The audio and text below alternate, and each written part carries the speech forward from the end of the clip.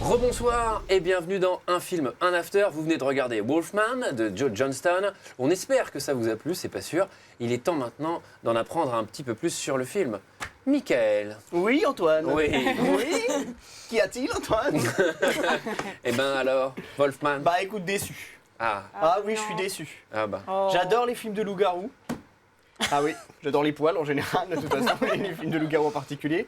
Je suis fan de Hurlement de Joe Dante. Loup-garou de Londres, c'est pareil, j'adore. Et là, je suis hyper déçu. Je pensais que ça allait être vraiment un peu série Z et tout. Quand j'ai vu le logo Universal, j'ai fait waouh, ça va être génial.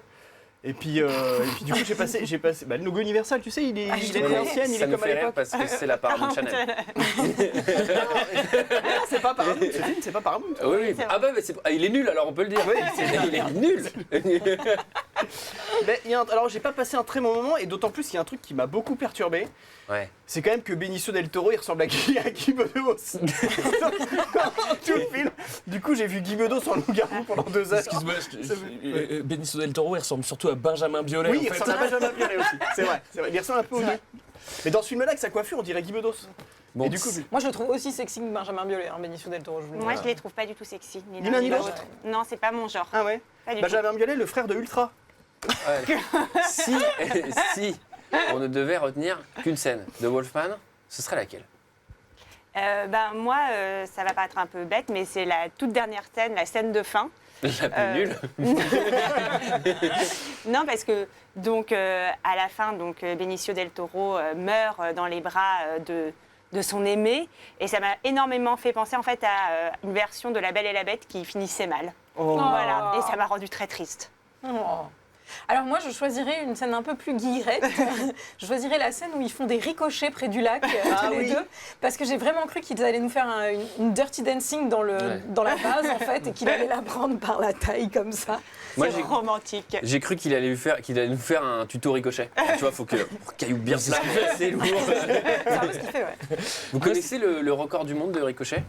Ah non, c'est intéressant ça. Et je crois que c'est genre 75. Hein. Ouais, C'est un ça truc paraît vraiment pas de ma possible. boule. Non, mais c'est un truc de ma boule. Ah, Et je suis c'est- contente d'être venue. C'est avec des gars. Et en fait, apparemment, il faut donner. Bon, c'est pas très intéressant.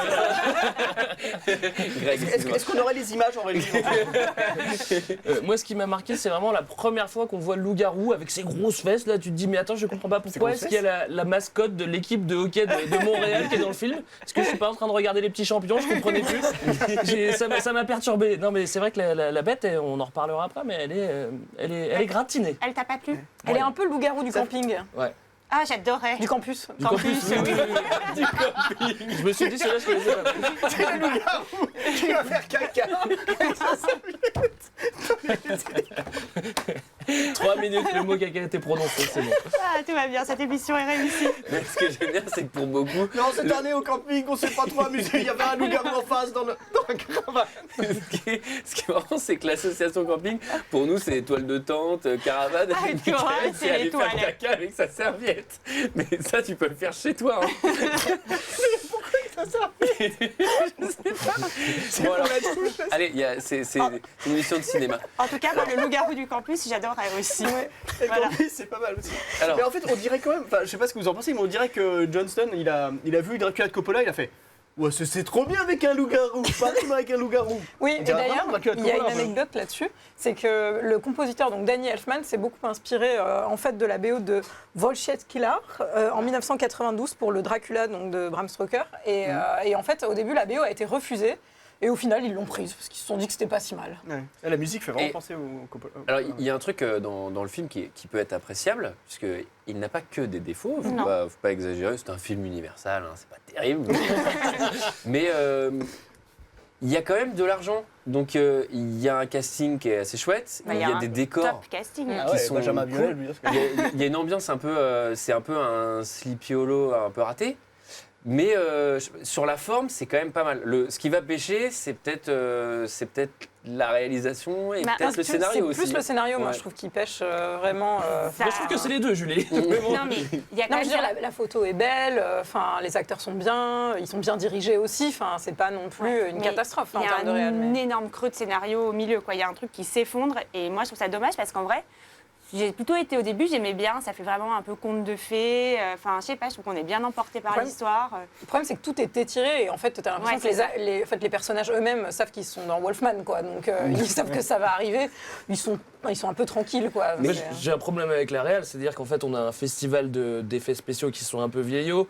On a un festival de timelapse avec la lune qui monte, et puis sachant que la lune monte tous les 2 jours, on a beaucoup. Ça doit bien pousser les plantes là-bas. C'est la pleine lune tout le Et, temps. et les cheveux cadres, Après- les cadres, je les trouve pas terribles non plus. Moi, Après, je j'aime trouve ça bien un le peu réel, vieillot, quoi. alors je le défends parce que c'est quand même celui qui a fait Jumanji, Jumanji, Chérie, j'ai rétréci Oui. les gosses. Oui, il a un bon CV. Et Richard au pays des livres magiques qu'on oublie souvent. Ah oui, j'avais oublié. Enfin, Moi, donc, j'avais oublié aussi. Et puis justement, sur le loup-garou, il y avait une attention à faire en sorte justement qu'il n'ait pas un masque ou des méga effets spéciaux, etc. Donc il y avait un vrai maquillage hyper long, 3 heures de maquillage. Donc je sais pas, il y avait quand même un souci de faire ça de manière aussi un peu traditionnelle que... Et ça, surtout, faut le dire. surtout, ils ont embauché Rick Baker, qui est quand même L'un des plus grands maquilleurs. Exactement, un des Celui plus grands du- maquilleurs, qui a été 6 fois lauréat à l'Oscar et qui a été aussi celui qui a Loup-garou de fait Londres. le Loup-garou de Londres Ouais. de John Landis. Enfin, donc ils n'ont pas pris n'importe qui. John Landis, qui était le réalisateur de Thriller Exact. de Michael Jackson. Mais après, est-ce que c'est Avec justement un loup-garou. Avec un La loup-garou. boucle est bouclée. ce fait de pas faire un loup-garou trop effets spéciaux, est-ce que c'est justement un peu un hommage Oui. Oui, Ah bah oui. complètement. 41, non? En fait, Ah oui, c'est le remake d'un film qui s'appelle The Wolfman de George Wagner, qui date de 1941, donc vraiment un film un peu série Z. Comment il s'appelle le film original? Il s'appelle The Wolfman. Parce que c'est le même nom en fait. C'est le même. Comment ça Non, ils ont fait référence-là tomber le The.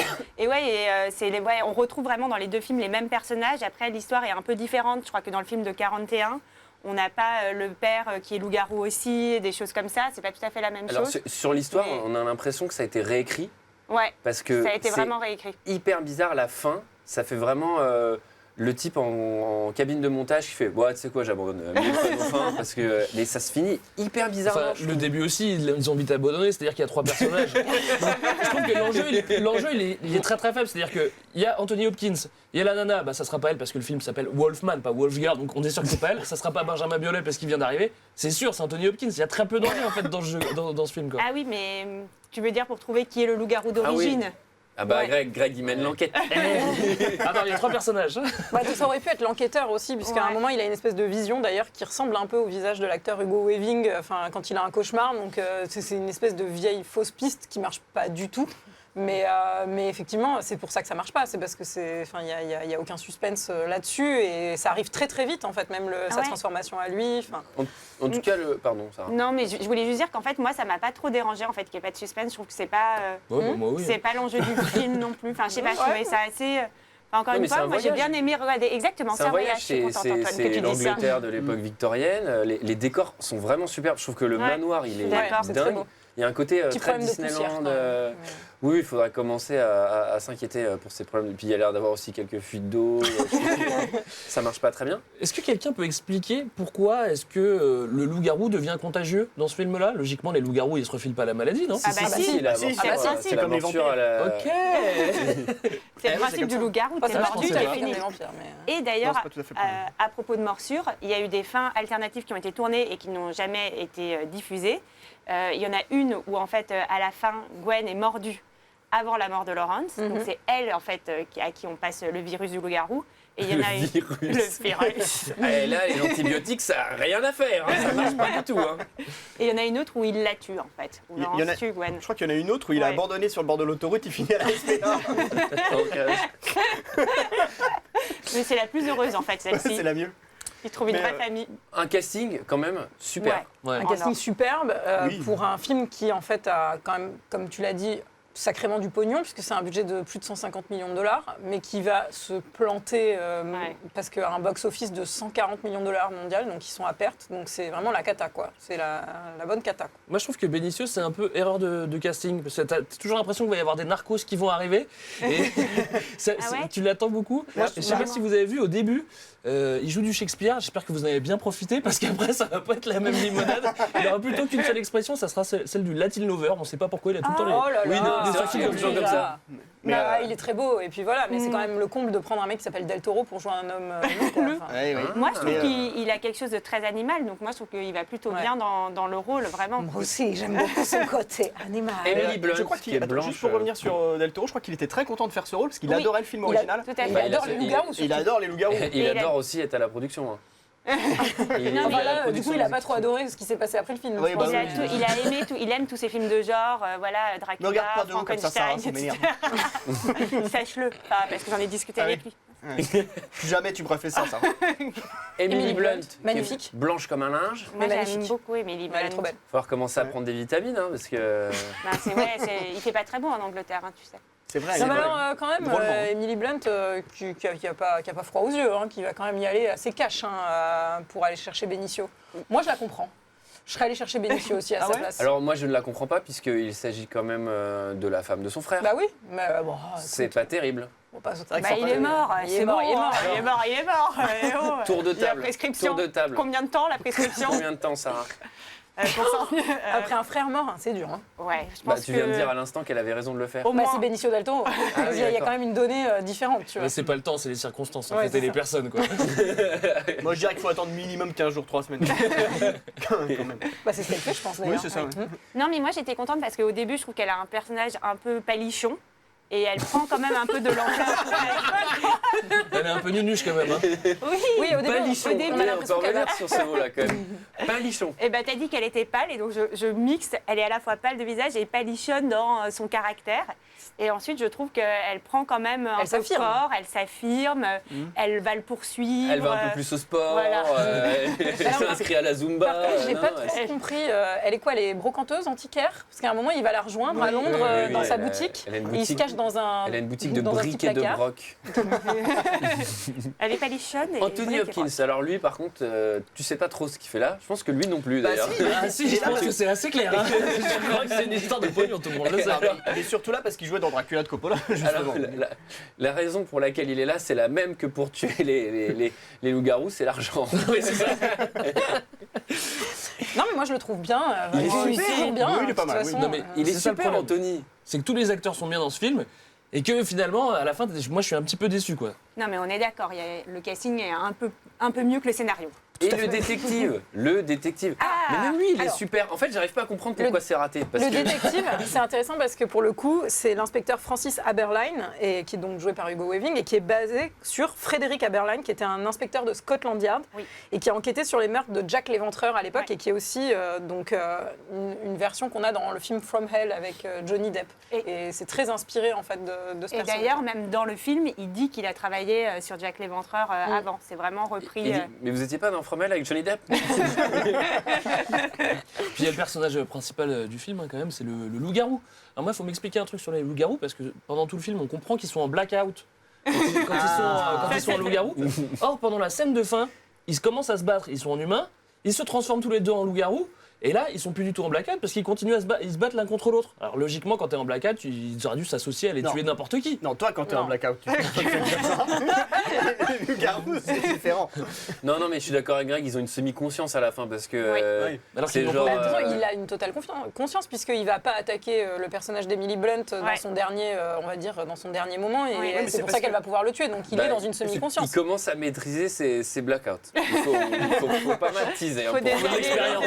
Mais du coup, Mais, c'est dommage de le tuer à ce moment-là parce que clairement, c'est le moment où il commençait à se maîtriser. On aurait pu en faire quelque chose, et en fait, non, quoi. Mais elle est- Prends pas le risque. Elle est un Ouais. peu ridicule, la scène de combat de la fin avec les deux loups-garous Ah qui ouais. s'affrontent.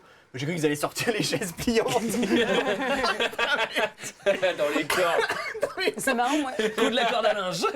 Moi, j'ai plutôt vu ça comme une soirée chez Patrick Julie. Sébastien avec des cabrioles. Enfin, tu vois, parce qu'ils Ouais. n'arrêtent pas de repartir en cabriole avec du feu autour. Je me suis dit, ça y est, on est dans une soirée de cabaret, quoi. Enfin, Il l'a fait sauter dans un cerceau.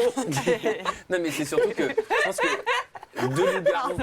deux loups-garous qui se battent, c'est comme deux chats qui se battent, quoi. C'est-à-dire, ils sont là, genre, et après, ça, ils se mettent sur la gueule comme des dingues.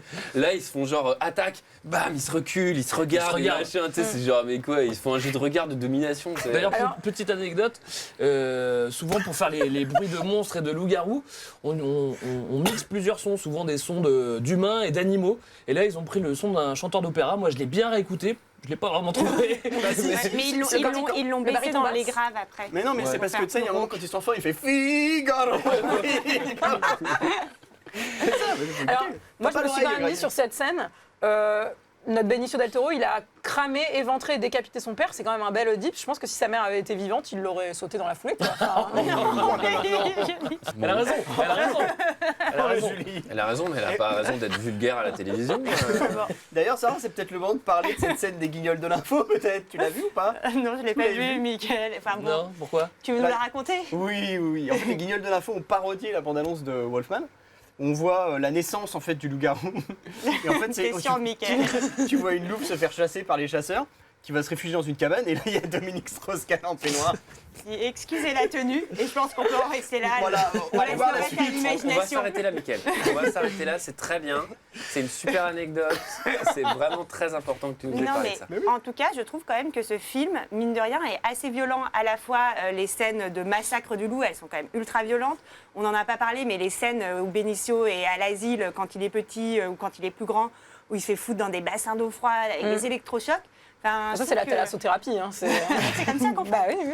Mais il Moi, y a- je trouve- C'est l'asile de Dracula de Pardon. Coppola. hein. Greg, Je les trouve un peu abusées ces scènes en fait. Hein. Oui, peut-être un peu trop. Et d'ailleurs, même pour revenir sur l'asile, au bout d'un moment, Benicio se fait attacher par un psychiatre qui réunit 50 psychiatres pour lui montrer qu'il est fou, parce que quand la pleine lune arrivera, il ne se transformera pas. Et il a réuni tous les psychiatres, genre, ah, c'est intéressant, il ne va pas se transformer. Venons tous le voir. Qu'est-ce que c'est que ça? c'est vrai que c'est une conférence un peu pétée. Je trouve que Apple a fait mieux depuis. Mais il y a un peu un truc où, encore une fois, tu sais pas si le film il veut faire un hommage à la série Z. Parce que le logo Universal, qu'on n'aime pas trop, hein, pour faire un parodie, mais le logo Universal, il est en sépia au début, Ouais. hommage au vieux film. Et je trouve que dans les scènes, c'est très violent. Tu sais, il y a des jugulaires, il y a du sang, Ouais. etc.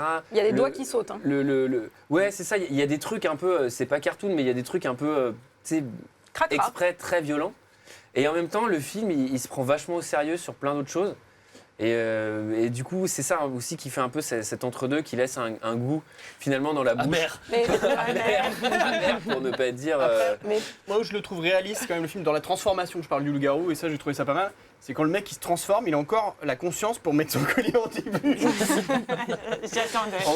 On savait que t'allais dire n'importe quoi. Non, Mais ceci dit, en termes de réalisation, quand on a cette scène effectivement où il se transforme devant les psy, etc., et qu'il part dans Londres, enfin il y a aussi une espèce de scène de parcours en fait où il saute sur les toits qui est pas du tout, enfin Le parcours. dans Ça, le c'est classique années film 2000. de loup-garou avec des FX qui piquent un petit peu les yeux. Non, hein. mais c'est années 2000. Et après, bon, il y a aussi toujours ce petit problème de.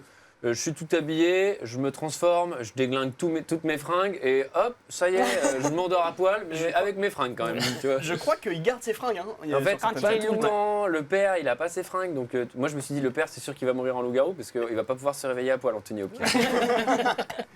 j'ai remarqué que le loup-garou Benicio avait la même coiffure, il a une espèce de petite perruque noire. Et c'est comme ça qu'on le reconnaît. D'ailleurs, tout le monde peut le reconnaître. hein. Mais il a aussi sa chemise.